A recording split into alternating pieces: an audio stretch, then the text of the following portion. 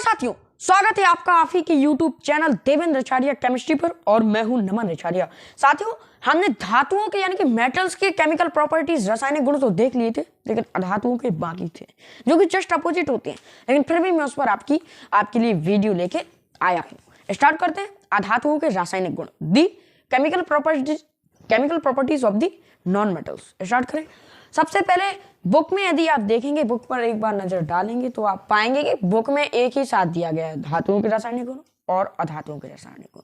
धातुएं किन से रिएक्शन करती हैं? अधातुएं किन से रिएक्शन करती हैं? वो जब ऑक्सीजन से रिएक्शन करती हैं तो क्या बनता है, और जब अधातुएं ऑक्सीजन से रिएक्शन करती हैं यानी कि नॉन मेटल जब रिएक्ट करती हैं किसी ऑक्सीजन के साथ तो क्या बनता है। तो उसमें तो एक साथ ही मिलेगा और एक एक लाइन में ही सब बताया गया है, तो हम भी एक दो लाइन में ही करेंगे और इसको खत्म करेंगे। तो हम हेडिंग डालें अधातुओं के रासायनिक गुणधर्म। अधातुओं के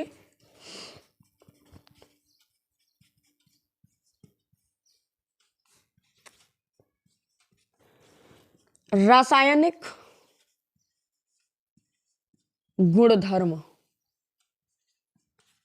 जो कि क्या है, हमारे अधातुओं के रासायनिक गुणधर्म है।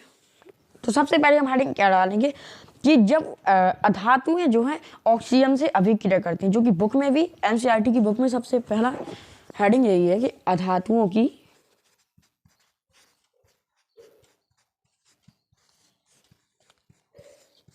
ऑक्सीजन से अभिक्रिया। अधातुओं की जब हम मतलब कि नॉन मेटल्स जो है हमारी, जब हम उनकी रिएक्शन कराते हैं किसके साथ, ऑक्सीजन के साथ। रिएक्शन कराई हमने ऑक्सीजन के साथ किसकी, नॉन मेटल्स की, तो हमें क्या मिला। तो हम इसके बारे में लिखेंगे कि जब हम, जो कि आप जानते हैं बात कि हम अधातुओं से, अच्छा जब धातु जो है मेटल्स जब वो ऑक्सीजन से रिएक्शन करते हैं तो वो हमें क्या देते हैं, वो उत्पन्न करते हैं धात्विक ऑक्साइड यानी कि मेटेलिक ऑक्साइड्स। तो जब अधातु उसके जस्ट अपोजिट होते हैं, उनके उसके विपरीत होते हैं किनके, धातुओं के, मेटल्स के। तो भाई जब धातु ऑक्सीजन से अभिक्रिया करके धात्विक ऑक्साइड बनाते हैं तो अधातु ऑक्सीजन से अभिक्रिया करके क्या बनाएंगे, अधात्विक ऑक्साइड बनाएंगे या नहीं बनाएंगे। तो हम लिखेंगे कि अधातुओं की ऑक्सीजन से अभिक्रिया करने पर, यहां तक तो सेम ही रहेगा, करने पर क्या, अधात्विक ऑक्साइड, या जिसको हम इंग्लिश में क्या बोल सकते हैं, अधात्विक ऑक्साइड को हम नॉन मेटेलिक, धात्विक ऑक्साइड को हम अंग्रेजी में बोलते थे क्या, मेटेलिक ऑक्साइड, और इसको हम बोलेंगे क्या, non metallic oxides, non metallic oxide देते हैं। ठीक है, ये क्या करते हैं, नॉन मेटेलिक ऑक्साइड देते हैं। अच्छा, अब यदि हम इनके क्या बात करें, इनके एग्जाम्पल्स की बात करें। अच्छा, जो ये होते हैं ना, कौन, नॉन मेटेलिक ऑक्साइड यानी कि अधात्विक ऑक्साइड, ये उदासीन यानी कि या तो ये नेचर में अपनी प्रकृति में न्यूट्रल होंगे। उदासीन का मतलब होता है न्यूट्रल, यानी कि ना तो इनकी प्रवृत्ति क्षारीय होगी ना अम्लीय होगी, या तो ये कंडीशन हो सकती है, या फिर ये अम्लीय होंगे, क्षारीय कभी नहीं हो सकते।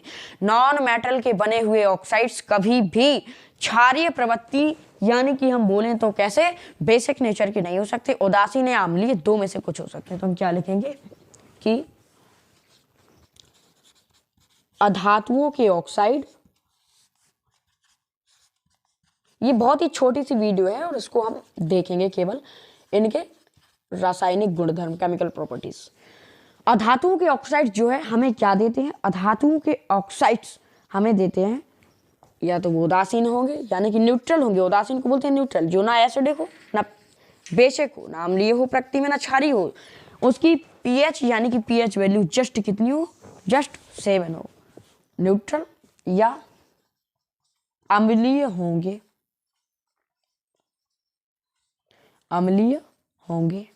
ठीक है। इतना हमने देखा किसके बारे में, अधात्विक ऑक्साइड के बारे में। हम देखें अब इसके एग्जाम्पल, क्योंकि बारी आ जाती है हमारी किसकी, एग्जाम्पल्स की। तो जैसे जैसे यानी कि एग्जाम्पल, कार्बन जो है आप सभी बहुत अच्छे से जानते हैं कि कार्बन जो है वो नॉन मेटल यानी कि अधातु होता है, वो धातु नहीं है। जब हमने अधातु की यानी कि कार्बन की किससे रिएक्शन कराई, ऑक्सीजन से, तो क्या बनेगा, अधात्विक ऑक्साइड, नॉन मेटेलिक ऑक्साइड, जो कि क्या है, CO2। कार्बन डाइऑक्साइड गैस, जो कि यदि हम एग्जाम्पल के तौर पे बात करें तो जब हम कपालभाति करते हैं तो छोड़ते हैं, उसका जब हम कपालभाति प्राणायाम करते हैं तो आप देखेंगे उसमें हमारा काम रहता है कि हमें एयर को अपने बॉडी के अंदर लेना नहीं है, केवल छोड़ना है, सांस छोड़ना है बाहर जल्दी ऐसे। ये क्या है? ये कपालभाति है।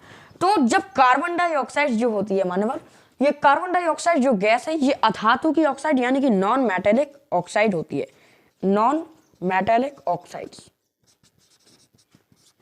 यानी कि अधातु की ऑक्साइड है। कार्बन डाइऑक्साइड गैस में जो ये ऑक्सीजन होता है ये कैसा? नॉन मेटेलिक ऑक्साइड यानी कि अधातु का ऑक्साइड होता है। दूसरा एग्जांपल हम ले H2 यानी कि हाइड्रोजन जो है प्लस O2। अच्छा, हाइड्रोजन एक अधातु है। कई लोगों के मन में ये भ्रम रहता है कि वो कहते हैं कि हाइड्रोजन जो है क्या एक धातु है? नहीं, hydrogen is a non metal. तो जब हम हाइड्रोजन के किससे ऑक्सीजन से रिएक्शन कराते हैं मान्यवर तो हमें क्या देता है? H2 जो कि वाटर का फॉर्मूला है, जो कि वाटर का क्या है? फॉर्मूला है। अच्छा, जो ये CO2 अभी हमने देखी ये कैसी होती है नेचर में, ये हमने कहा था ना कि जो अधातु के ऑक्साइड होंगे वो दो में से कुछ होंगे। पहले तो उनकी संभावना है कि वो कैसे होंगे? अम्लीय होंगे प्रकृति में, और दूसरी संभावना है कि वो अम्लीय होंगे। तो ये जो CO2 होता है, ये जो CO2 होता है ये कैसा होता है? ये अम्लीय होता है, यानी कि एसिडिक, अम्लीय होता है। कैसा? प्रवृत्ति में अम्लीय, अम्लीय। और H2O ये क्या है? वाटर का फॉर्मूला है, केमिकल फॉर्मूला है किसका? वाटर, जल का सूत्र है ये जल का है। और जो H2 प्लस O2 से बनता है H2 नॉन मेटल की, जब हमने रिएक्शन कराई ऑक्सीजन के साथ तो जब जोड़ा तो क्या बना? H2 यानी कि जल का सूत्र, जो कि क्या है? जो कि उदासीन है, जो कि क्या है? उदासीन है, यानी कि न्यूट्रल है। और ये प्योर वाटर होता है, बिल्कुल प्योर वाटर। और आप जानते हैं मैंने आपको चैप्टर की शुरुआत में ही बताया था, नहीं पिछले चैप्टर में बताया था कि जो वाटर होता है उसकी pH जस्ट 7 होती है, ना 7 से ज्यादा होगी ना 7 से कम होगी।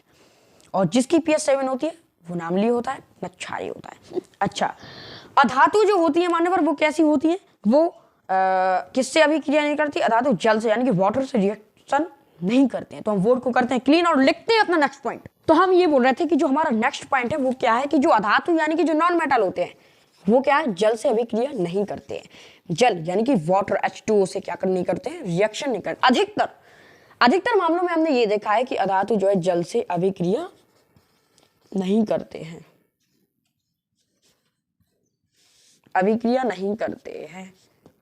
ठीक है, ये वाटर से रिएक्शन कर ही नहीं सकते।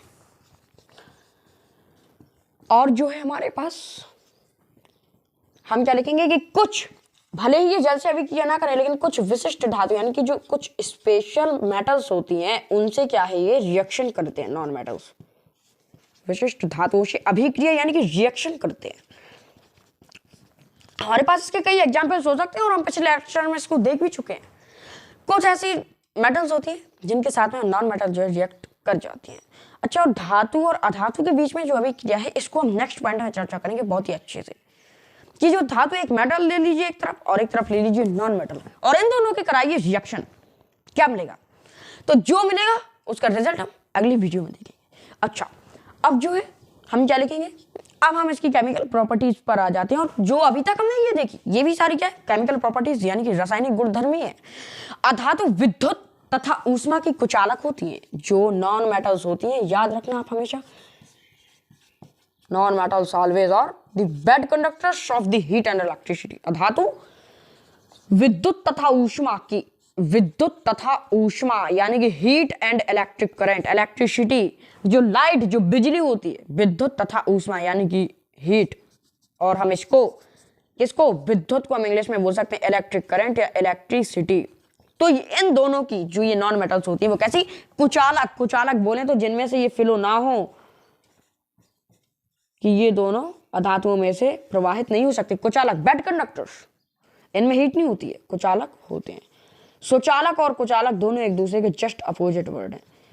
धातु विद्युत तथा ऊष्मा की सुचालक यानी कि गुड कंडक्टर्स होती हैं, उनमें से हीट भी फ्लो हो सकती है और इलेक्ट्रिसिटी भी, इलेक्ट्रिक करंट भी फ्लो हो सकती है। लेकिन जो धातु होती यानी कि जो नॉन मेटल्स होगी उनमें से ना तो हीट फ्लो हो सकती है और ना ही इलेक्ट्रिसिटी फ्लो हो सकती है, कुचालक होती हैं।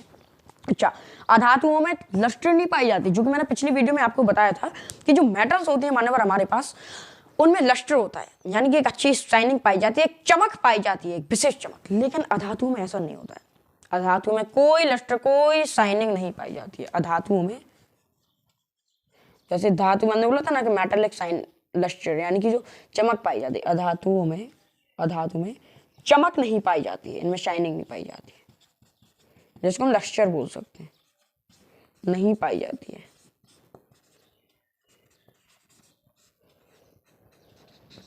पाई जाती है, ठीक है। अब जो हमारा नेक्स्ट पॉइंट है वो क्या है? अच्छा, जो मेटल्स होते हैं,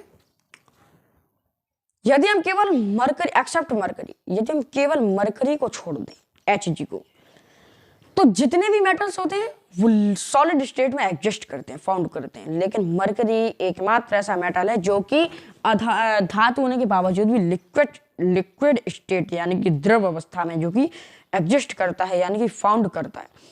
बाकी जितने भी जो अधातु हैं, अभी हम अधातु के बारे में चर्चा कर रहे हैं, तो मैं क्या बोल रहा था कि जो धातु तो केवल ठोस अवस्था में ही पाए जाते हैं मरकरी को छोड़ के, लेकिन जितने भी अधातु, जितने भी नॉन मेटल्स हैं हमारे अर्थ पर, वो सारी नॉन मेटल्स, वो सारी अधातु जो है ठोस, द्रव और गैस तीनों स्टेट में एग्जिस्ट कर सकती है, तीनों अवस्थाओं में पाई जाती है। तो अधातु, अब हम क्या लिखेंगे यहाँ, हम थोड़ा सा बोर्ड को क्लीन करने के बाद अब मैं बताता हूं कि मैं क्या बोल रहा था कि जो अधातु यानी कि जो नॉन मेटल्स होती हैं वो ठोस, द्रव यानी कि सॉलिड, लिक्विड, इसको हम बोल सकते हैं सॉलिड, ठीक है, सॉलिड स्टेट ठोस अवस्था, इसको हम बोल सकते हैं लिक्विड,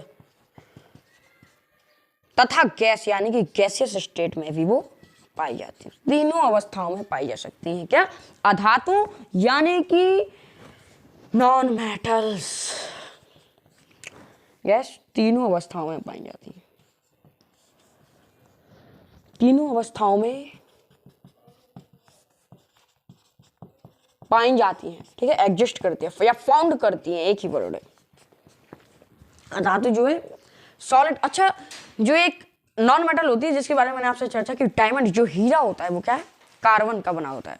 कार्बन क्या है? एक नॉन मेटल है, यानी कि अधातु है। लेकिन दुनिया का सबसे ठोस पदार्थ यदि कोई है तो वो कार्बन है, यानी कि वो डायमंड है, हीरा है। लेकिन वो कैसी? अधातु। तो ये तो क्लियर हुआ कि अधातु ठोस अवस्था में भी पाई जाती है, द्रव में भी पाई जाती है और गैस में भी पाई जाती है।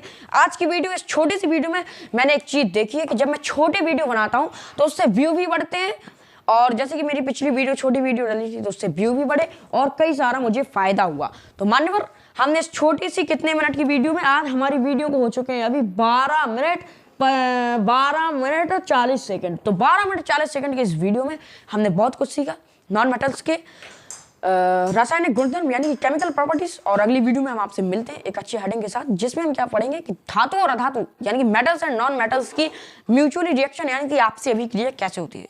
तो मानवर, आज की इसी पॉइंट के साथ हम आपसे विदा लेते हैं और अगली वीडियो में मिलेंगे धातु एवं अधातु की अभिक्रिया के साथ, the mutual reaction of the metals and non metals के साथ। नमस्कार।